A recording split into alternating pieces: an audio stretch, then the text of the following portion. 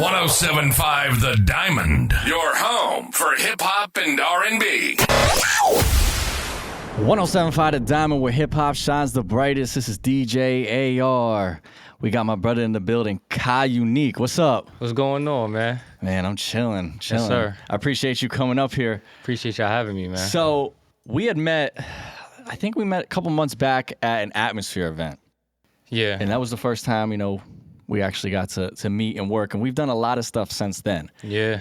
But I want to take it back to the beginning. Mm-hmm. So, let the people know where you from and when did you get started making music?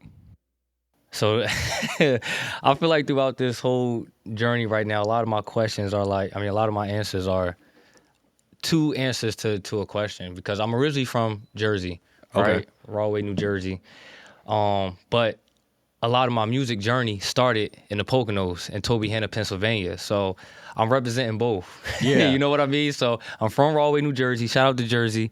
And I'm from Tobyhanna, Pennsylvania. That's where Khy Uniq was found. And that's where he built his entrepreneurial, poet, everything artistic was founded in the Poconos. So what's the difference between the Poconos and Jersey? In terms of what? Just everything. Let's start with music, though. With music, I would say the storytelling. I would say the demeanor, and just the pace. I think the pace of life, obviously, is like the biggest difference between Jersey and the Poconos. The Poconos is a little slow. Yeah, definitely slower out here in PA compared to Jersey and New York and stuff like that. So you started making. When did you start making music? What age was that? When did I write my first rap, or actually put something out? When did you write your first rap? My first rap probably was like 4th grade, maybe earlier. Cause I remember I rapped something to my mom when I was in like kindergarten, but it wasn't written. But I remember like trying to rap a little bit in kindergarten. Yeah. But just on and off. When I started taking it more serious, I'll probably say like 7th, 8th grade. Like when I really say, yo, I want to be a rapper. And so what was that initially like when you started in 7th, 8th grade? You just making music, put it on SoundCloud? Was it like, what was that time like? Yeah, SoundCloud, that's when like Dat Piff. Oh, yeah. Yeah, Dat Piff was cool. Started. Yeah. Don't get me started. Spinrilla. And I think it was like one more, like East Coast mixtapes or something. I don't remember what it was called, but it was something mixtapes and Audio Mac. But I remember hearing J. Cole Born Sinner, and I was just like, yo, I wanna do this. Like, and then that's when I really started trying to make stories. I wasn't just rapping just to rhyme. I was really just trying to tell a bunch of descriptive stories, because I always done poetry, and then I realized it was kind of the same. And I said, I could just take my poems, make it sound a little more cooler, less emotional, right? Okay. And make it a rap. Yeah. So poetry, tell me a little bit about that. How did that go for you? And is that kind of like, did that start before the rap or kind of hand in hand? Poetry started before. I wrote, once again, I did like my first rap in like kindergarten or something like that, right? But poetry is the first thing that I probably sat time really with and dedicated time out my day to write poems and really studied before anything else. And that probably started around like 5th grade. 5th grade. But once again, just go back to your question earlier, because I'm realizing something about myself that more answers unravel as like I'm talking out loud. You know what I mean? So to go back to your question, in Jersey, there's more of an environment for you to be introduced to things quicker. So I was around people that was in 5th grade doing poetry slams at the local YMCA, compared to like in the Poconos, they don't really have that. No, yeah. So you're able to develop more skills and more things more faster in Jersey than in the Poconos. So that kind of helped me get into that quicker than anything else, because the people I was around was doing poetry. Okay. That's dope. That's dope, because, I've heard some poetry. There's a big poetry scene over here in Wilkes-Barre. Shout out to Rose. Okay. Because they be doing a lot of stuff over here with that, so that's dope to see. Real quick on that note, because you were talking about Spinrilla. Yeah. They used to do this thing where you can put in to win. It was called the Rap Yearbook. Okay. And I went on Twitter, and I had won, so they sent me this whole, this like thick book of a rap yearbook of like everything. It was real cool. I had my stuff on Spinrilla in high school. Oh, nice. Yeah. I had 2 projects on there. They wasn't the best, but at the time I thought they was hot. Right, yeah. You know? Yeah. But that was in like high school, man. I felt like the man because around that time you really couldn't get your stuff. Like you had to know somebody. It was like gate kept. Oh, yeah. You know what I mean? So yeah, it wasn't easy to get on, Apple Music and Spotify like it is now. It was a much different scene. So you're growing up, you're doing the poetry. Yeah. You're starting to make some music yourself. Who were some of those early influences you had? Of course, Pac. Okay. Right? Of course, Cole, Nas. Those was the main 3. Cole, Nas, and Pac. Okay. Yeah. What was the one song or album that stood out from one of those 3? I'll answer for each one. Okay. The song that stuck out for Nas for me was Undying Love. When I heard the song Undying Love, he's talking about his wife cheated on him. Well, his girlfriend cheated on him on the day that he was about to propose. Wow. And, he ended up, I don't know, you could say, he unalived her in the song. Yeah.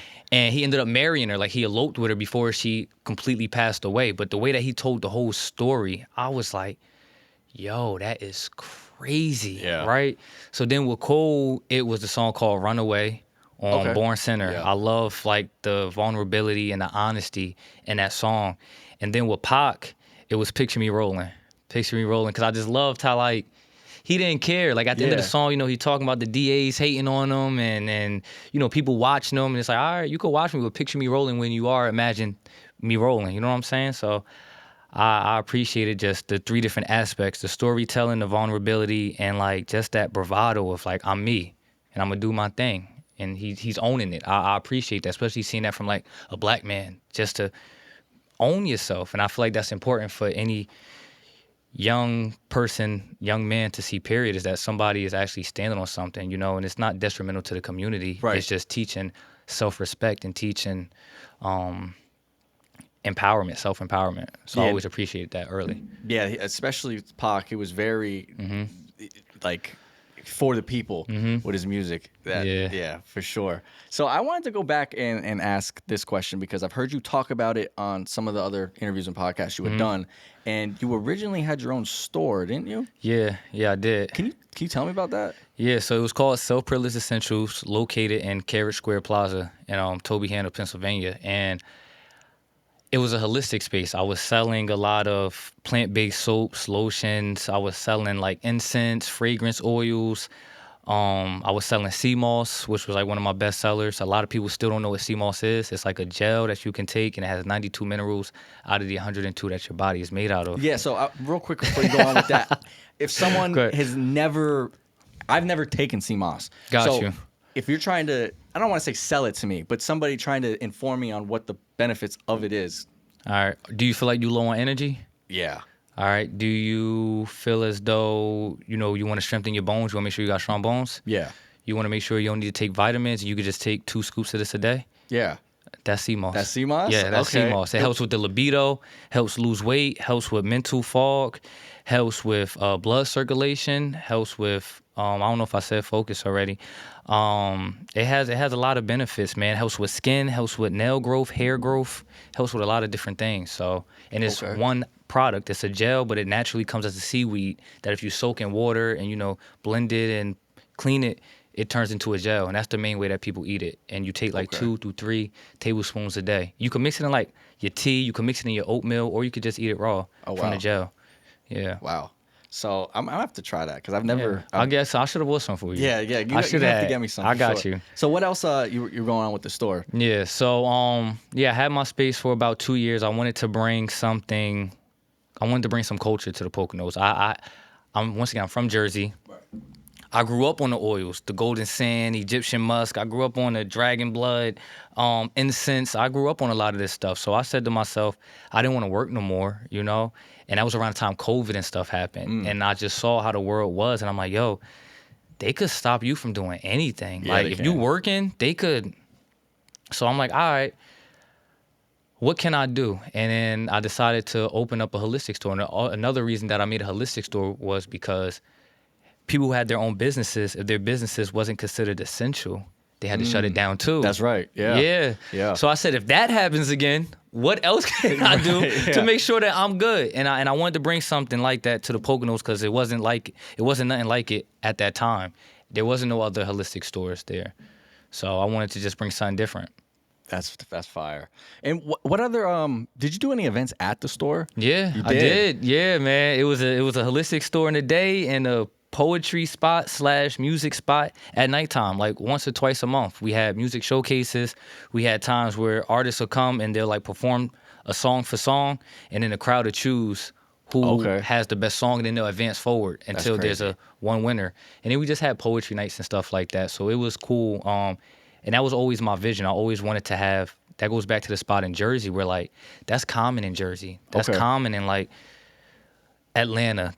There's not too many outlets, at least in the Poconos. I see like Wilkes, shout out to y'all, shout out to like Scranton, shout out to Allentown. There's a lot more from my understanding. Yeah, there's more stuff going on here, yeah. But in Toby Hanna, Stroudsburg, not really, unless it's like the bigger chains, unless it's like the bigger companies. But like on the independent scene, not really. And I got tired of having to go all the way to Scranton, all the way to Wilkes-Barre, all the way to Allentown. I wanted to bring something to the Poconos that'll make people come to us, you know? So I was just taking that stance, man.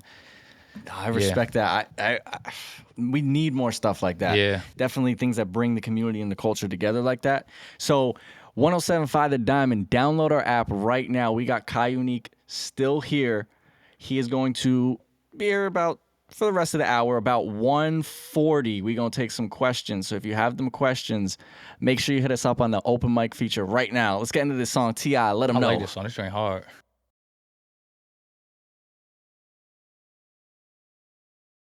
Yeah. 107.5 The Diamond, where hip-hop shines the brightest. That's that brand new Fetty Wap, With It or What. We got Khy Uniq still in the building. So I want to talk about your brand new website. Yeah, let's get into that. First off, incredible. I think what you're doing with that is something more artists should do, because making your own, as you called it, ecosystem is very important. So tell me about that.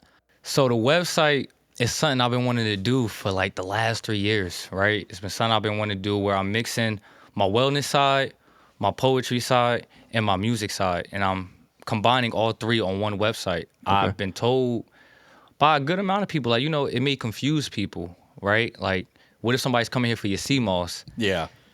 And now they finding out you're a rapper, and they're like, I didn't come here for this. So, or they come here for your music, and then you're trying to promote your CMOS and stuff. So I wasn't fortunate enough to run into anybody that can help me kind of make this all cohesive. Because it's not like it's impossible to make them all gel together. Like, that's 1,000% possible. So I took it upon myself. For everybody listening, take it upon yourself. You know, if it's your vision, it came to your mind for a reason, continue to pursue that and make it happen. I took it upon myself and made the website myself, man.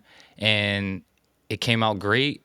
The story behind it in terms of what is narrating for people to contribute to, it's all there. It has all my products there in a way that don't confuse consumers. It's KhyUniq.com.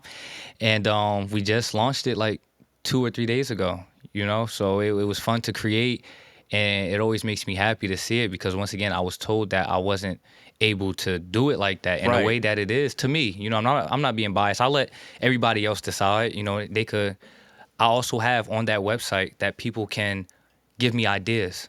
So if they want to say, yo, that song you just put out was trash, can you make a song about this? I have an option there for people to give me different recommendations, whether it's for books, wellness stuff, music stuff, videos, whatever they want. So I'm really trying to go off of social media and just have my own platform. And build with people that really support me. I don't really care about the 8,000 followers, 1 million followers. I'd rather have 1,000 hardcore followers that are really locked in with me, that's coming to every show, that's buying every piece of merch, that's listening to every song. And that's the goal with this website, is to continue to have direct access to my supporters, because on social media, sometimes you get like shadow banned or... We just did. Did y'all? Yeah. Got you. Yeah. No, I think that's very important. Like you said, having your own platform, because any of these other third-party platforms, they can just remove you whenever they want for whatever reason and don't have to give you an explanation. So having that platform for yourself is incredible. And I don't even understand why someone would say you couldn't do the things you just said. You know what I mean? The same reason they say that I can't sell poetry books and make CMOS and be a rapper. I've been told that too. Yeah. They say, which one you want to focus on? And I'm like, why can't I do all of them? And I remember it being a time when you were an artist, it was important for you to have a brand. And that's what I built. My brand is called Self-Privilege, which means power in self, self-sufficiency and believe in yourself. So it's all about trusting yourself, and that's what I've always been working on. And I know one day it's going to click. I feel like that Kanye interview one time where he said, it's not that I'm not right. It's just I'm not right now. That's nice. Because it's an approach that people took. Nipsey Hussle did it. He showed that it worked. Yeah. He showed Ryan Leslie, like Master P. A lot of these people showed that you can have your own ecosystem. You don't need 1 million followers. You can, as long as you have your own products that you can connect with to your supporters and do your own shows and just have good character, you're fine. But for some reason, the other is highlighted. So I'm just one of those people in the world that I feel as though my job and my agenda is to continue that message moving forward. I don't want their efforts to go in vain. Right. And you said something in there that I think is very important. I think a brand for an artist is even more important than the music sometimes. Right. You know what I mean? You make incredible music. So when Thank you. I appreciate that. Some people don't think so. It's because when you put that brand with the music, right, it's a full experience. It's the full package. And one of the things that you put on your website that you said you're trying to reach is 100K. Yes, sir. 100K, man. What inspired that?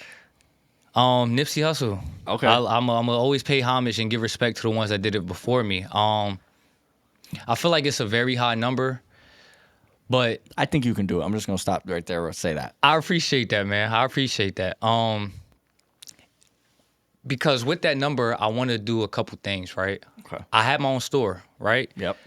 I want to make a creative/artistic space, like a building, where people could get detox, foot detox, and they could detox their body. They could drink their tea, but then at the same time, it's like a nice hub for creatives. So if they want to, it's a studio room. They could record music. There's a photo room. They could do, photo shoots and just make it a wellness/creative hub, which is something that I have experience in, which is something that I've been doing. This is just on a way bigger magnitude.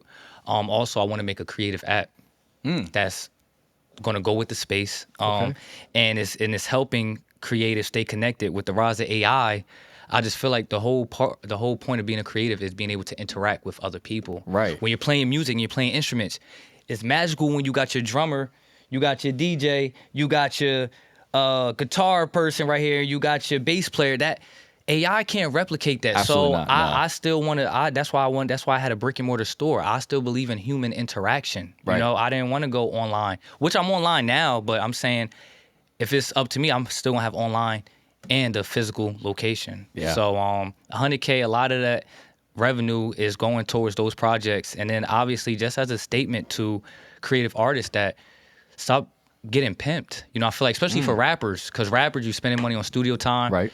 Beats, mix and masters, and you're putting that song out to receive nothing. They said, you get 0.3 cent per stream. You need it's not even like half a cent. You need 33 million streams to make $100,000 or something. Not even that, more. I don't know the direct numbers, but I'm better off getting $100,000 than getting 1 million streams. Ain't that crazy? Right. Just to think about that though. Yeah, 1 million streams only gets you $1,500. Oh, you know that. I know. Ain't that crazy? That's crazy.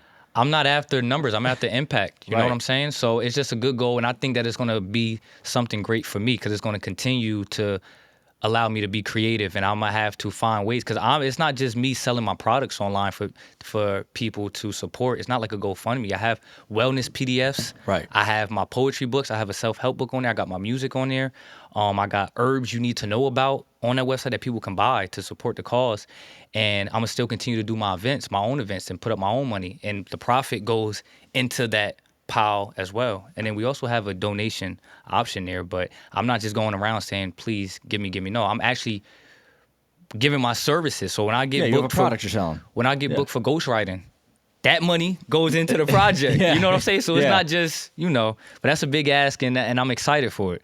Yeah, no, that's super dope. And I wanted to touch base on, you said you do your events. Yeah. Because I did the Self-Privilege Showcase with you. Yes, the final one. Yep, the final one in Stroudsburg a couple months back, and it was at the movie theater. Yep. So I kind of just want to see more from your perspective how you felt about the event as times passed on? Because we talked a little bit after the event. So tell me a little bit of your thought process. I think it's one of the best local events that I've been to. I've been to a lot of like events out here, and I feel like mine, especially with it just being me for the most part in terms of like putting it together, promotion.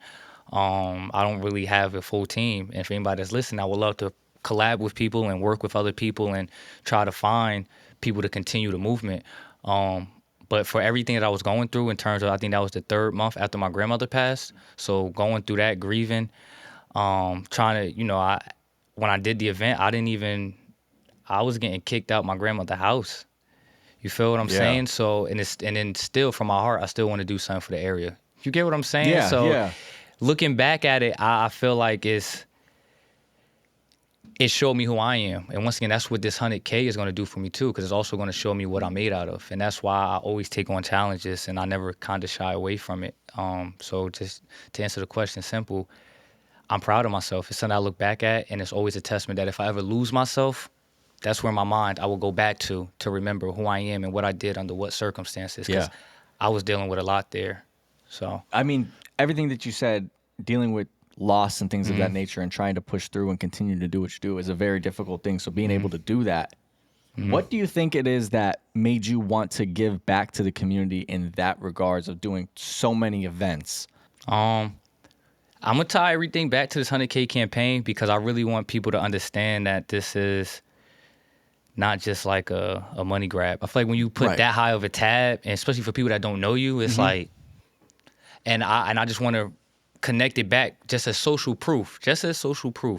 I'm an artist myself. That's why I wanted to make the app. I understand what it's like to do an event. You pay to perform. Yeah. And it's 10 other artists, and all of you guys are paying to perform, and you guys got to sell 10 tickets. It's like you guys if you guys just got together amongst yourselves, you guys could have did the event yourself. Right. No, you didn't need to go through whoever that was. So being in that space, understanding how that worked, I said, I'm an artist. I know what that feel like. I want to do something that's an artist actually is going to be able to get something from it. Right. Because I'm an artist. Yeah. I'm a creative, bro. I know what that's like. So I just wanted to do something that's obviously able to give back and continue to help artists advance in their careers. Because I'm good. You know what I'm saying? And God has blessed me enough to be able to be in that position. And it's something that people have done for me on a smaller scale. It might be as simple as somebody giving me a free jacket. And I received those blessings. So like, who am I to not return that if I have the means and opportunity to do so? It doesn't hurt me, you know? No, and I think that's dope because a lot of people don't do that. Yeah. They want to just gatekeep everything. And the amount of artists you probably gave the opportunity for where that was maybe their first performance. It was a lot. It was a lot, bro. I remember being like 20 years old and parents coming up to me thanking me, crying, and I'm like, I'm the same age as your son. Don't let the beard fool you. Like I had a face full of hair at like 2019, but I'm like the same age as your son, and sometimes that's why it's hard for me to grasp. Like I'm in like 3 different spaces. It's like I'm the leader, but at the same time I'm still the student. And at the same time, I'm still me trying to maneuver in the world. So as I'm talking, sometimes it's like I'm talking from different angles in that, just for all the listeners out there, and just, to keep clarifying. Because one thing I really been disliking and that I have seen, and I wish people spoke more about, was like just being more in detail and stop being so broad about certain things. Like they're not as detailed, and it led me wrong. I'm trying to follow people's blueprint, but they're not telling me like you had to go through X, Y, and Z. They just trying to make it sound all good and glamorous, and it's like it's not like that. So I just try to be as transparent as possible. So with everything you said, everything going on, I was watching you on the Middleman podcast. Shout out Kev Martinez. Shout out to Kev, man. Yeah. And you said you had taken a step back. Yeah. And then you started to come back out, and one of your lead singles coming out now is Not Like Me. Yeah. What is there any correlation, or what inspired that record and for that to be the first single basically back? Because I changed my name to Khy Uniq. Talk about that. Yeah, so I used to go by Kafar Myers, and I had to change my name because one, when I was running into like, the Islam community, and they were saying like kafar, I can't listen to you. Like I guess there's another word in Islam, kafir. It wasn't kafar, but it's kind of the same. Yeah. And I don't have enough time to explain to him like it's not that, but it's okay. And it was like that means like non-believer. And I'm like, wow. That's crazy. So I was losing out on listeners because of my name. Wow. Yeah. So I'm like, okay, I don't want people to don't think I don't believe in God. Right. Like, right. That's crazy.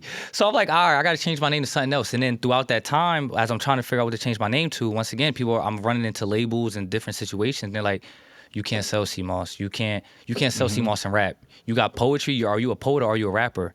And I said, you know what? In my mind, I'm like, you know what? I'm unique, man.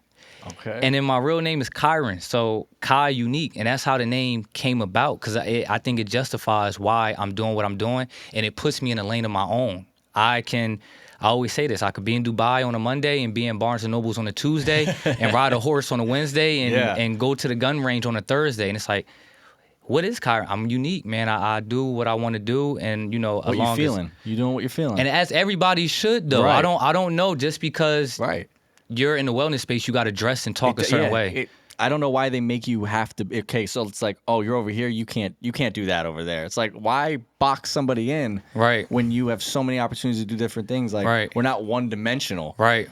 And I'm here to attest to that and continue to create that movement. Once again, that's what self-privilege. All of it correlates. It's just that it's going to take some time for people to really understand and see that. So, Like Me is my first song out because I'm mentioning Khy Uniq, and I'm kind of talking about myself, and it's a different tone. I'm playing with my words a little more. I'm being a little more slick, a little more witty in the raps, and it's a fun song, and that's like a fun song to perform. And I wanted to make something a little more fun, something a little more up tempo, and a little more gritty. That could be a chant. So I wanted to add all those elements in my reintroduction. Yeah, that joint is a bop. We're gonna get into that one right now. Appreciate that. This that brand new Not Like Me by Khy Uniq right here on 107.5 The Diamond.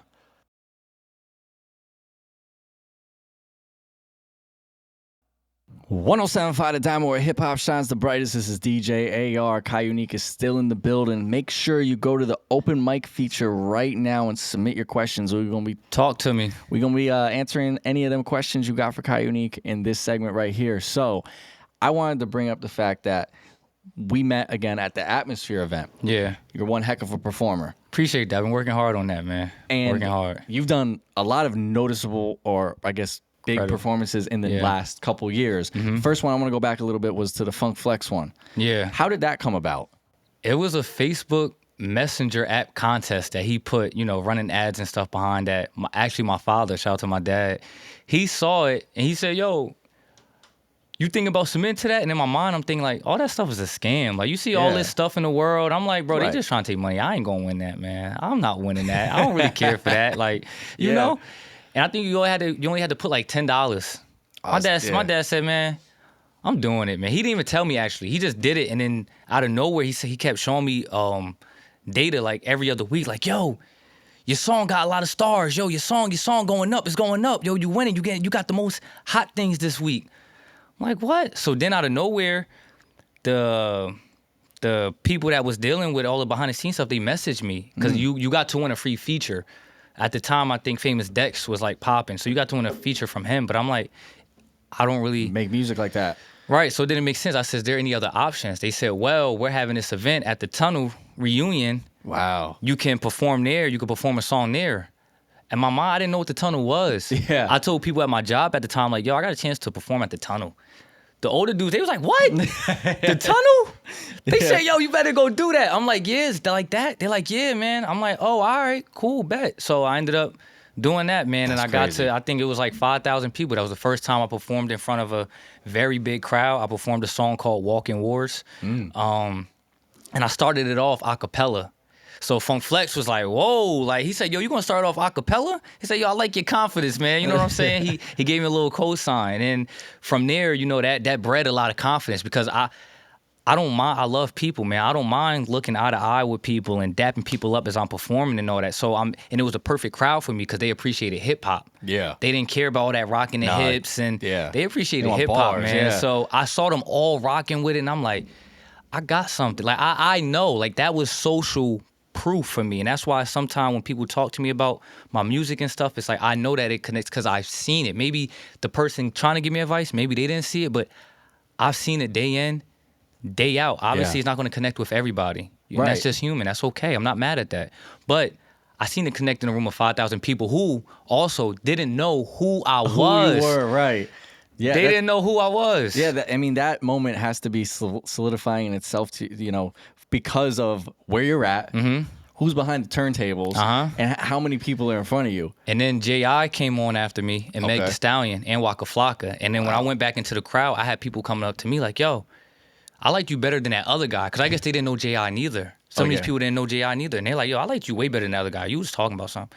And that, once again, that made me feel good because at the time as well, people, J.I. was buzzing at that time, too. He was hot. So just to hear that, once again, it's showing me, like, I know that I'm not, in my spirit and my soul, I know that I'm not as far off. The world may try to tell me that sometime. Like, the people who don't got too much vision may try to tell me that. But I get it day in and day out. And that's why I continue to do things the way I do. It's not because I'm hard-headed. It's because I've got acknowledgement from people who are genuine, from people who really care about substance. And that's my audience. People who care about substance, people who care about themselves, and people who care about the world, Wow. That's an incredible experience. So it makes sense leading into my next question that being able to perform in in front of a couple of thousand people, you were already prepared for, because we opened up for the baby at State College. Yeah. Shout out to you, man. Yo, I want to say shout out to you. Yeah, appreciate you for giving me that call and being like, yo, I have this opportunity. I want you to DJ with me. DJ for me. And you helped me a lot. Yeah, you helped me a there lot too. It was a fun event. So I'll talk a little bit about my experience. Okay. But I want to hear about yours first. Okay. Just everything leading up to it, to actually being on stage. Okay. So the event was like, I saw somebody post the baby performing at Penn State, and I'm like, just me being curious, man. Hey, everybody that's listening, it's good to be curious and reach out. The worst thing anybody could tell you is no. Right. So I'm like, all right, I just played around with them. Hey, are y'all having any openers? They're like, I'll get back to you and let you know. So then they get back to me like, yeah, they showed me the paperwork and all that stuff, the requirements and all that. I'm like, all right, cool. Got that through. Now it's just like, how am I going to walk? Now, as soon as that went through, I'm like, I got a big opportunity.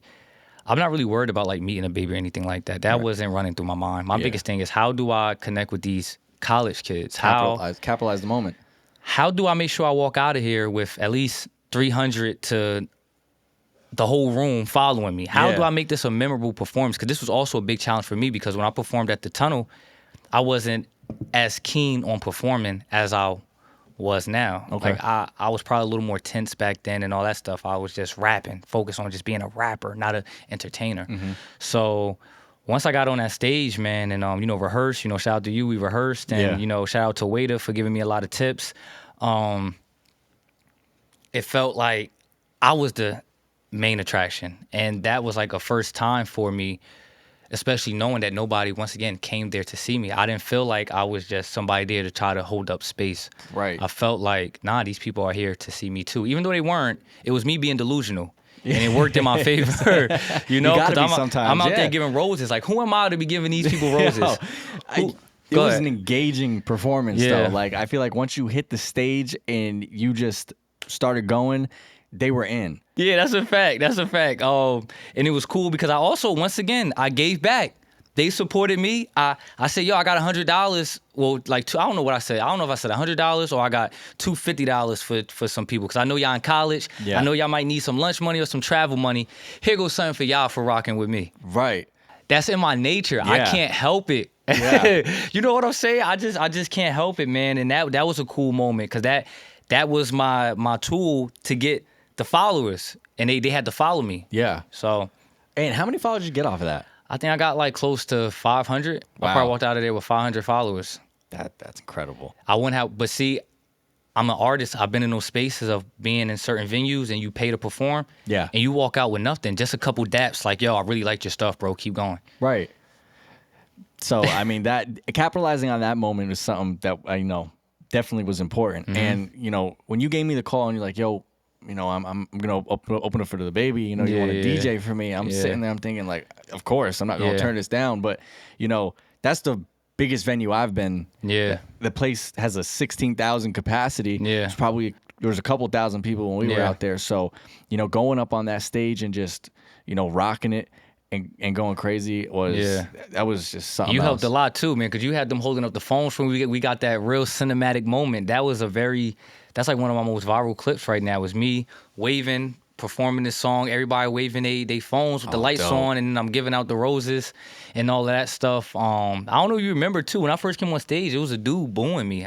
He gave me the thumbs down when I first came on stage. And then when I rapped Know About Me, my first song, when I rapped it, I pointed at them, I said, oh, they rocking with me now. And then at the end of the set, they wanted a rose. It was a dude. He wanted a rose. It was a group of them. At first, they was like, I don't know if they was trolling me, just trying to get my attention. Yeah. But then at the end, they gave me love. Wow. Yeah, That's so I did not notice and that. mind you, we had 10 minutes. We did all of this in like 10 minutes. We did the chant. It was 7 minutes. Yeah. We had some hiccups. You know, we were working behind the boards. I was telling you, we had a lot of stuff that was dealing with some stuff. But yeah, our 10-minute set really got crammed into about,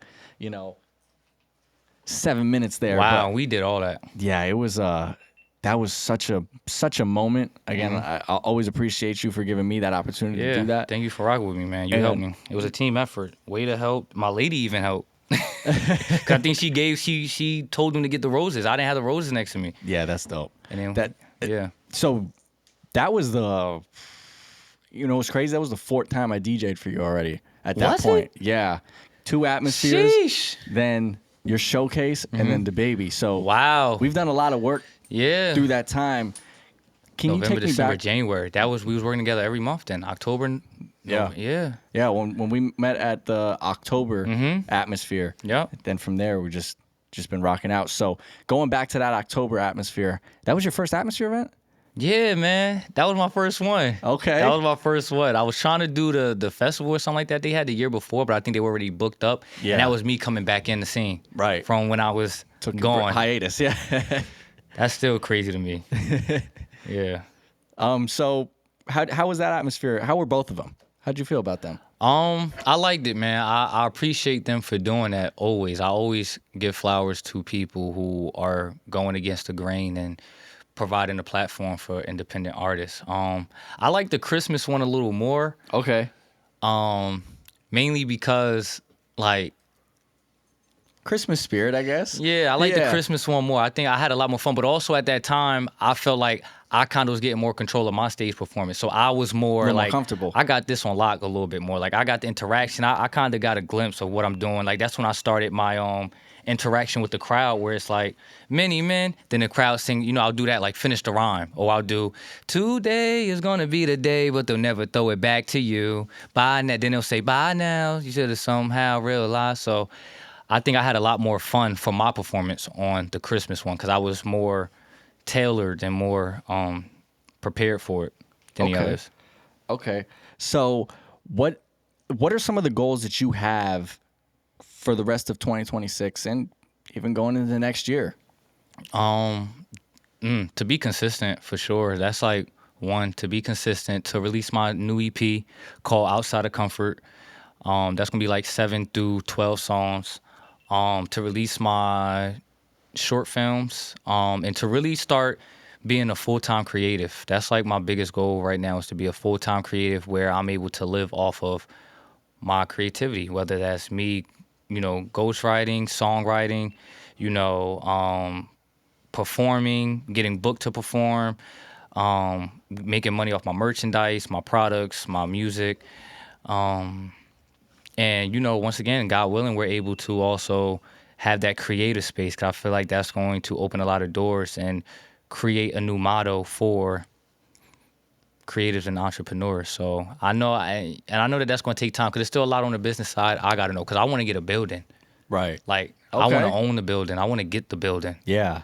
So, yeah, man, those are the biggest goals, this 100K campaign, and to be consistent and to really be a full-time creative. And that gives me more time to focus on promotion and marketing and spending more time, because I'm doing everything myself, man. I'm sending the stuff out, getting the bookings myself, reaching out to the artists. I'm doing all that stuff myself, man. No manager, no label, no investor behind me. That's what's up. Yeah. No, I'm excited for what you have in store. Yeah. KhyUniq.com. Yes, KhyUniq.com, man. KhyUniq.com. Make sure you go to that right now. I appreciate you coming up here. Appreciate y'all having me, man. For sure. That. So, yes, sir. We're going to do a freestyle here. Okay. You know, we're going to hop into this next song. This is the new one from Kehlani, Out the Window. But just know, we are about to do this freestyle. I bet. It's going to be something that they ain't never heard before, man. That's right. 107.5 The Diamond.